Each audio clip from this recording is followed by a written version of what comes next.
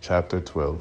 Meanwhile, when a multitude of many thousands had gathered together, so much so that they trampled on each other, he began to tell his disciples first of all, beware of the yeast of the Pharisees, which is hypocrisy, that there is nothing covered up that will not be revealed, nor hidden that will not be known.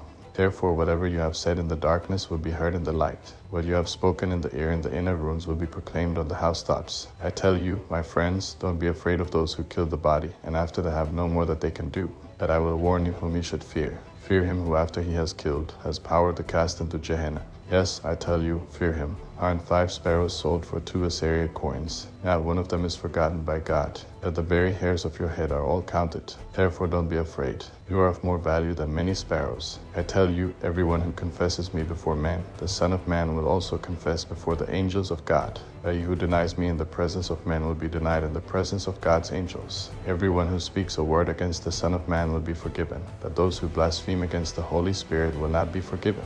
When they bring you before the synagogues, the rulers, and the authorities, don't be anxious how or what you will answer or what you will say, for the Holy Spirit will teach you in that same hour what you must say. One of the multitude said to him, Teacher, tell my brother to divide the inheritance with me. But he said to him, Man, who made me a judge or an arbitrator over you? He said to them, Beware, keep yourselves from covetousness, for a man's life doesn't consist of the abundance of the things which he possesses. He spoke a parable to them, saying, The ground of a certain rich man produced abundantly. He reasoned within himself, saying, What will I do, because I don't have room to store my crops? He said, This is what I will do. I will pull down my barns, build bigger ones, and there I will store all my grain and my goods. I will tell my soul, Soul, you have many goods laid up for many years. Take your eat, drink, and be merry. But God said to him, You foolish one, tonight your soul is required of you. The things which you have prepared, whose will they be? So is he who lays up treasure for himself, and is not rich toward God. He said to his disciples, Therefore I tell you, don't be anxious for your life, what you will eat, nor yet for your body, what you will wear.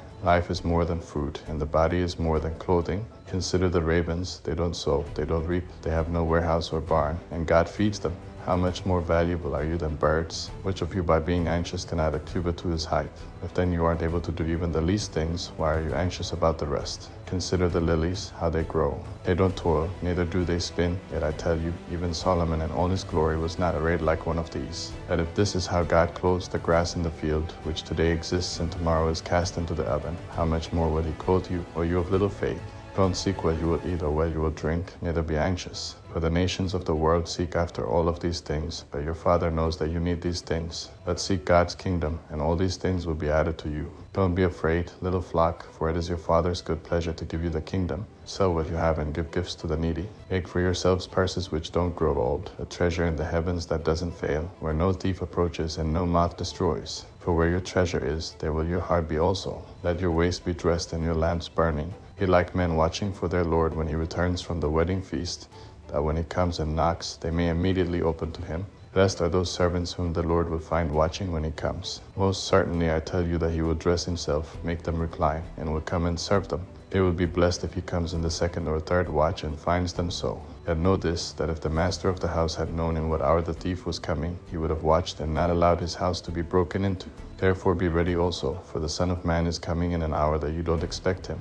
Peter said to him, Lord, are you telling this parable to us or to everybody? The Lord said, Who then is the faithful and wise steward, whom his Lord will set over his household, to give them their portion of food at the right times? Blessed is that servant whom his Lord will find doing so when he comes. Truly I tell you that he will set him over all that he has. But if that servant says in his heart, My Lord delays his coming, and begins to beat the menservants and the maidservants, and to eat and drink and to be drunken, then the Lord of that servant will come in a day when he isn't expecting him, and in an hour that he doesn't know, and will cut him in two, and place his portion with the unfaithful. That servant who knew his Lord's will, and didn't prepare nor do what he wanted, would be beaten with many stripes. But he who didn't know, and did things worthy of stripes, will be beaten with few stripes. To whomever much is given, of him will much be required, and to whom much was entrusted, of him more will be asked. I came to throw fire on the earth. I wish it were already kindled. That I have a baptism to be baptized with, and how distressed I am until it is accomplished. Do you think that I have come to give peace in the earth? I tell you, no, but rather division.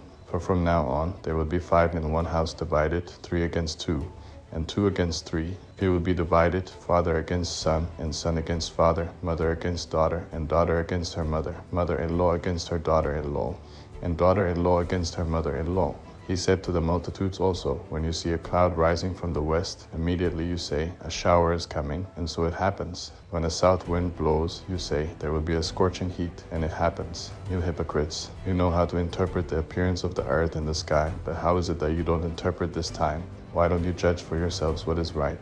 For when you are going with your adversary before the magistrate, try diligently on the way to be released from him, lest perhaps he drag you to the judge, and the judge deliver you to the officer, and the officer throw you into prison.